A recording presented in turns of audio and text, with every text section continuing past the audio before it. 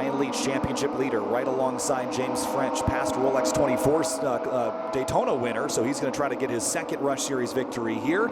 And here we go, waiting for the green flag at America's National Park of Speed. Green flag in the air, and we're underway in the GRIDLIFE Rush Series, race number 2. Nice, tidy start from the front 2 rows, 2 by 2, pushing each other down towards turn 1 top. Yeah, one car of a mechanical issue. Everyone clears them, though. That's just oil dry. Both front rows cars being bump drafted from the cars behind. Whoa, and that's what Leach was trying to do. Follow the James French car down to the apex through turn number 1 to stay side by side. The outside through turn 3 is just almost never going to work, but if Leach can get a bumper ahead, maybe it will. Still side by side, no. French is going to close the door. Hosey almost gets a little bit of a, no, that's Mersberger almost on the attack on Ryan Leach. Yeah, I mean, again, pretty tidy through turn 1. Didn't see that many cars run out over the rumble strips out there. Pretty rough ride in these Rush SR machines. Down towards 5, French and Leach in that battle side by side for the top spot. French still has it. Then it's Leach, then Mersberger, the white and red car on the outside. Blair Hosey wiggling on the brakes, and Alexander and Vocal side by side for about 5th spot. Leach going to push the issue through the apex, and that's going to give Mersberger the run at the inside. He's going to go to the front in that black and red car, or in the white and red car. Leach to 2nd. French gets muscled out to 3rd. Side-by-side action for TJ Hunt. More contact in the back as he tries to force some cars back in the lane. That's not how wheel-to-wheel works, but he's going to try to force it anyway. Single file through the top 10. Side-by-side through turn 7 gets hairy for about 11th, 13th. Right there into the 2nd sector of the track. Yeah, weekend points. Again, this is going to be, or at least from this race, at least French with 25 points as the leader. Again, the last time across the line. So this is going to shift and shuffle as we make our way through the weekend. So keep our eyes on this later in this race, later in the weekend. But Mersberger takes the lead away. He won a race at Mid-Ohio Sports Car Course, but against a field that was not nearly as deep.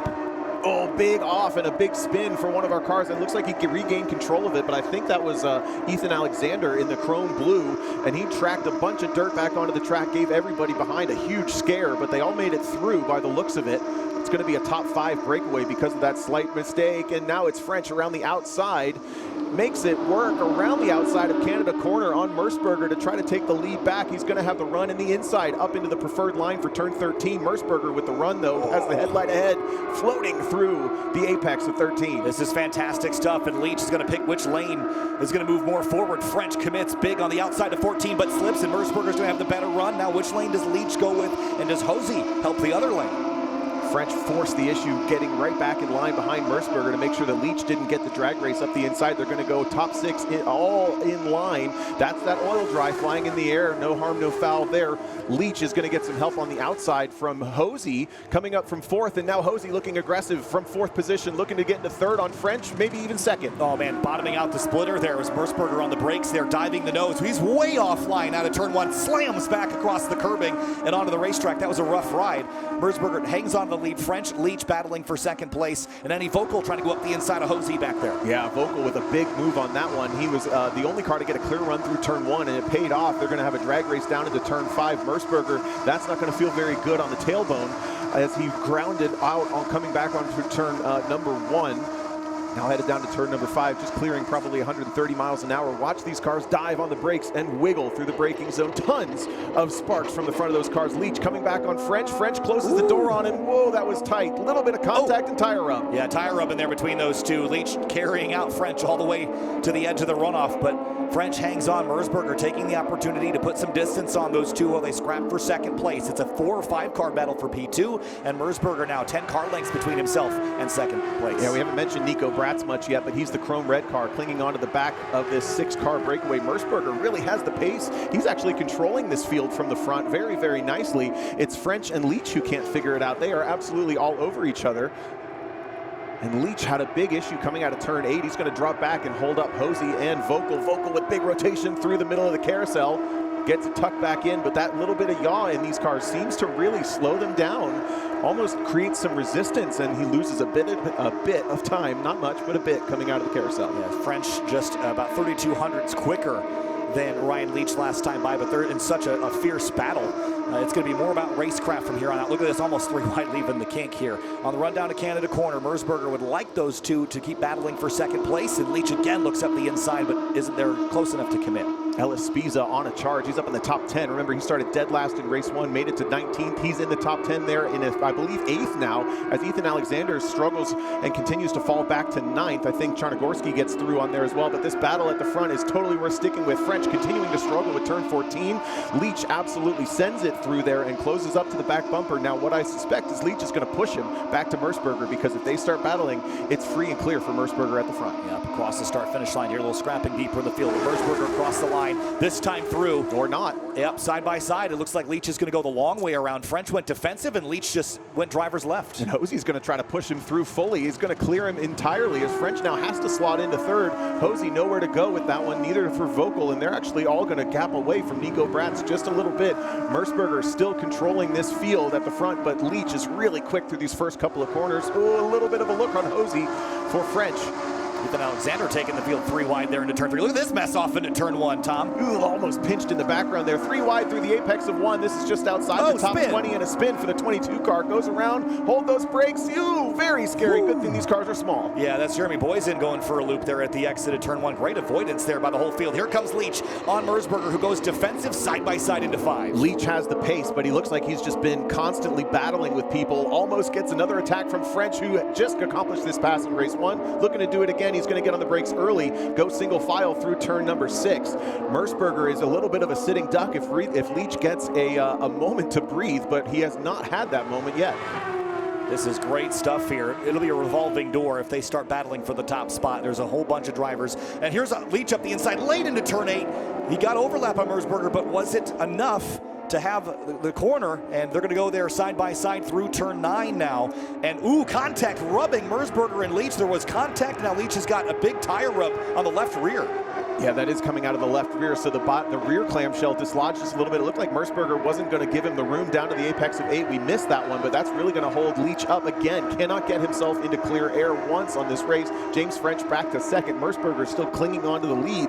Looked like he had a little bit of a breakaway building, and then he just didn't complete the thought. I'm trying to figure out how the left rear, because it was French to the inside. I wonder if he hit the curb down there or something, because otherwise I don't see how they would have had contact that way. Yeah, it's an awkward spot to end up with contact there, but Andy Vocal is going to be the big winner through. Hosey also trying to drag race them up. Leach, this is going to be just a salvage it kind of race. Contact for Vocal. That's going to be a huge ride. Goes 4 off.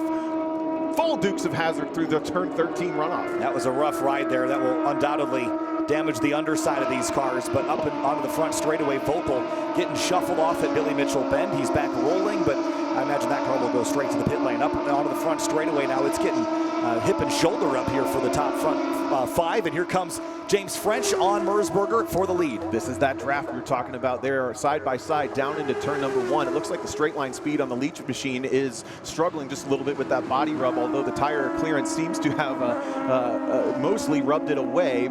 Blair Hosey is going to cling onto that top 3 battle as well.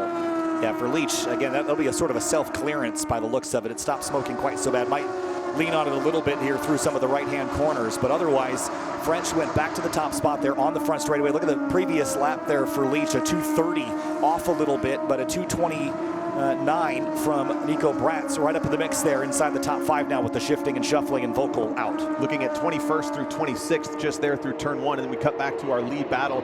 It is too hot to look away from. Contact! A big punt into turn 5 for James French. Merceburger gives him the boot.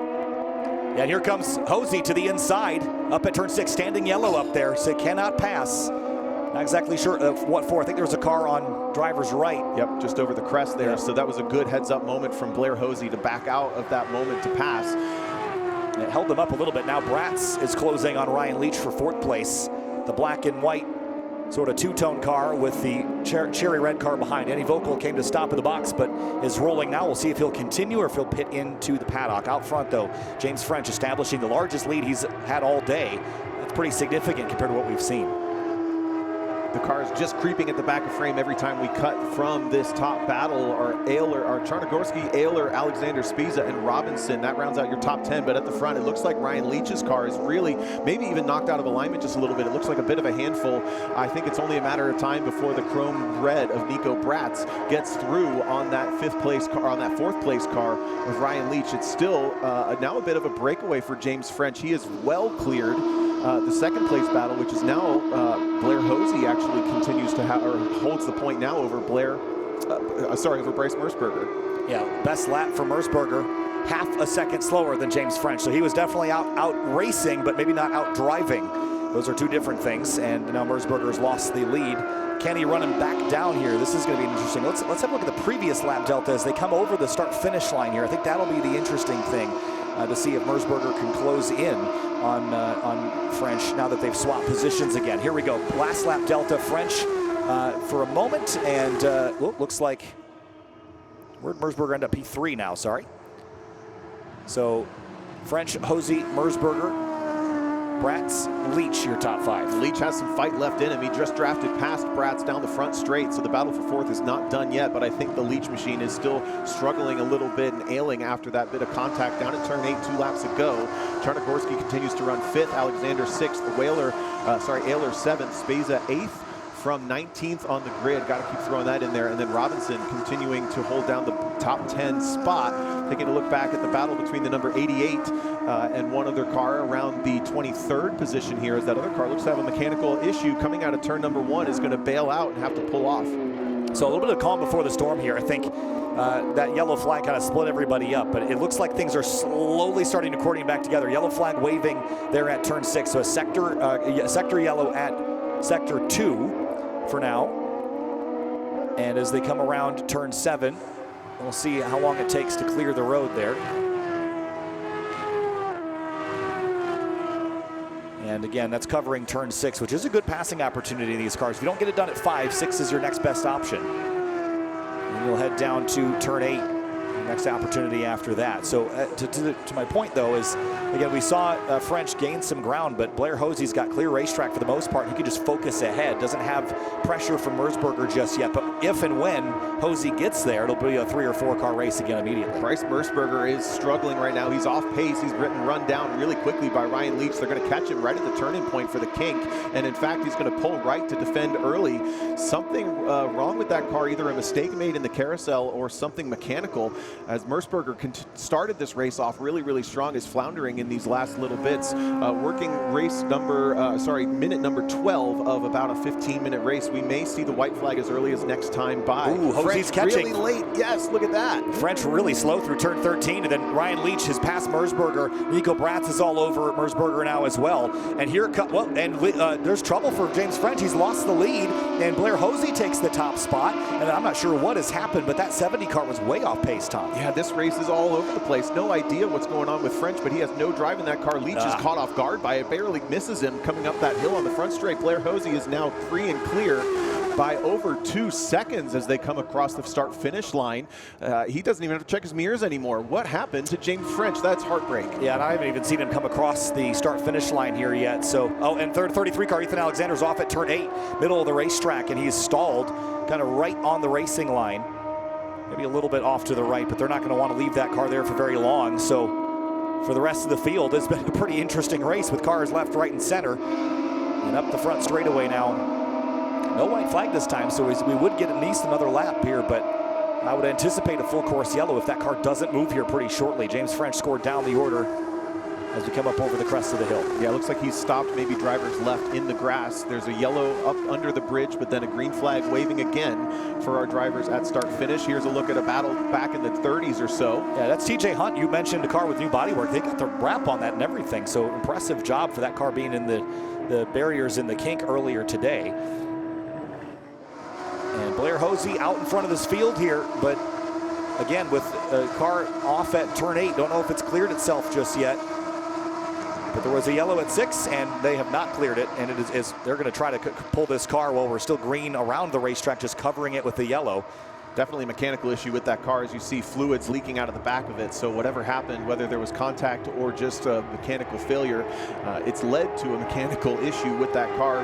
The corner workers being very generous with these drivers, allowing them to be continue to race around a majority of this track while they try to hot pull that car off. Waving yellow as early as turn 6 to wake these guys up from their focus and get them slowing down just a bit. Yeah, certainly. And again, this is a privilege to be able to do hot pulls and not not go full course yellow, so don't mess this up. You got to make sure that you're leaving definitely a lot of margin on the table here so that you don't lose this opportunity. That's Leach, I think, with the left rear down in the 56. So that body rub that we saw is going to have cut that tire as it wore over these last couple of laps. Our top 2 cars from the grid have now fallen out of this race. Leach is going to try to work it back to at least the pit lane, but this is kind of best case and worst case scenario for them. They're going to have a disaster finish of race 2, but they got fast laps in. They're going to be able to start on the grid tomorrow, at least not in the last position. Look at this battle for just outside the top 10, a dive up the inside.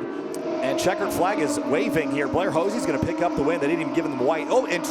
Splashed through the dirt there. I think that might have been Ayrton Grimm leaving turn 14. So Blair Hosey picks up a win, his first of the season in the SR category. Bratz comes home second. Then it's Mersberger in the 114. Charganowski in fourth. Jason Ayler in fifth. A lot of shuffling of our front runners in that one, Tom. Very dramatic race here in the GRIDLIFE Rush Series. Had a race all the way to the line for Robinson, Schwartz, Spiza, and Grimm. 2 of those cars starting at the back race ago into the top 10. Billingsley also comes up with them. That's Nicholas Billingsley. That was a very, very interesting dynamic at the front of the race for those last couple of laps. It was hard to tell even what was happening as mechanicals, as flat tires, and as racecraft shuffles continue to happen. Cars streaming across the start-finish line now, still finishing their race. No drag races to the line this time like we saw last year, but again, they were getting the checker and the white together, and again, that was in efforts to prevent the whole full course yellow that you got to drive around for an entire lap. They're just giving them the checker now, knowing that they're going to have to pit in next time by. Have these cars come to the finish yet here, Tom, these 2? Yep. Yeah, okay, so John Howe not quite getting there. And for Hosey, just surviving that was the key. I think Bratz was 4th or 5th. Mersberger again dropped out of it. But that was a pretty interesting race, and it all came down to the damage for the 56 to Leach that really spiced that up. But I don't think that was from car contact, because he got that left rear damage when he was alongside to the inside of Mersberger at 8. So the only thing I can think of is he got up on the curb to the inside and maybe jacked up the left rear suspension. But either way, that was a tricky one there. Yeah, so what I wonder is maybe if he got some push from James French behind, or maybe something like that, because we saw them come back into frame 3 wide into the carousel. That's a good point. Those 2 cars, Mersberger and Leach, going side by side through 8. But you're right, that contact was on the wrong side of the car for it to be from Mersberger. And let's have a look at our race results here for the GRIDLIFE Rush Series race number 2. And again, unofficial results here. Blair Hosey, Nico Bratz, Bryce Mersberger, Mark Charganowski, Jason Ayler, your top 5. John Robinson, Brennan Schwartz, Ellis Spezia. Ayrton Grimm gets a top 10 there through the dirt in turn 14. And Nicholas Billingsley, your top 10, Tom. And these guys all had great battles outside there too. Matt Wilson, Nate Hamilton, Gage Hughes, and Jalen Batley. Remember, Jalen started in the last position. He got up to 14th in that race, going green all the way through, by the way. Pretty fantastic stuff. Ryan Leach managed to hang on to what seems to be a 15th place position as he worked his way back on that flat tire all the way to the start-finish line. Hey, if you're going to finish, you might as well, or if you can finish, you might as well try. Samuel Reed in 16th, Kelsey Billingsley 17th, Hassan Ahmad in 18th, Ethan Hardesty and Michael Neff rounding out that top 20. Yeah, TJ Hunt, after being in the wall and the kink in race 1, 21st place, not bad at all. Jeff Hardesty in 26th place. Adam Spence, Tim Burkhardt 28th and 30th. And looking down the rest of the order, Jeremy Boysen rebounded for 31st place in that 22 after having that scary spin at the exit at turn 1. Bill Dorrance up from the tail of the field to 32nd. We see James French 39th, Ethan Alexander 40th. And then, of course, Andy Vogel down in 42nd with that big off at turn 13. Pretty dramatic race with a lot of the front runners affected here, Tom. This is going to mix up the weekend points quite a bit. Yeah, but a couple of surprises, and congratulations to Blair Hosey for joining the winner's circle of the season. We came in with only 1 person in that club. We now have 3. So if this race weekend continues as it's going, things are going to be very, very interesting in Rush for the second half of the season. A reminder, tomorrow's grid is set by fastest lap, so the finishing order today is not necessarily the end-all be-all.